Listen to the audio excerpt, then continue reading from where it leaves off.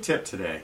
When you're trying to change from one chord to another, a lot of times your hand goes in all kinds of weird orders. You might start one finger one time and a different finger the next time.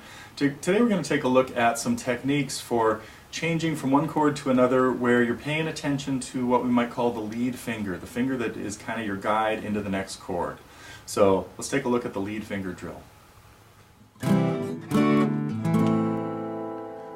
One of the hardest things to do on the guitar, changing chords quickly enough to get to the next chord in time so that everything sounds good. Now, so hopefully you've been working on the squeezing and lifting drill a little bit so that you can play a C chord and get your fingers off of C and back down, and then off of D and back down.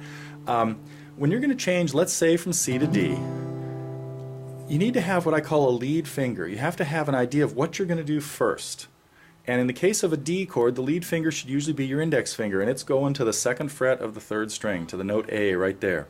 A lot of people, when they first change to D, start doing this. They move these fingers down here and their first finger's hanging out here when it needed to be heading this way.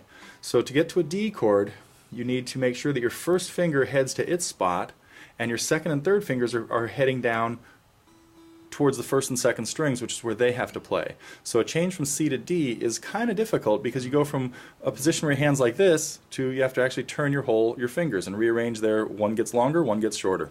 Hopefully that makes sense. Anyway, so if you're going to G, the lead finger on G has to be your 3rd finger. You want to see that bass note first, and then you get your 2nd finger and 4th finger down behind it. Eventually you'll get to where all those fingers will go down there together. But if I'm going from C to G or teaching a student to do it, I want to see this. I want to see that note first. I don't want to see this.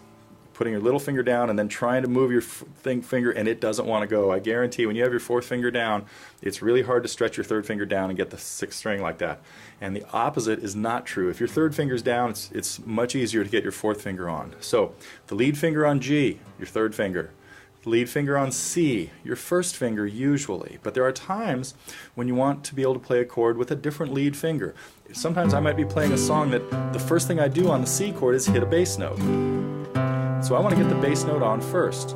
But under normal circumstances, when you're learning the chord, let's say, I don't know if that's normal circumstances or not, when you're learning the chord, you want to have your 1st finger be the lead finger for most of the chords. So for every chord, identify a lead finger and get used to going to that configuration really consistently.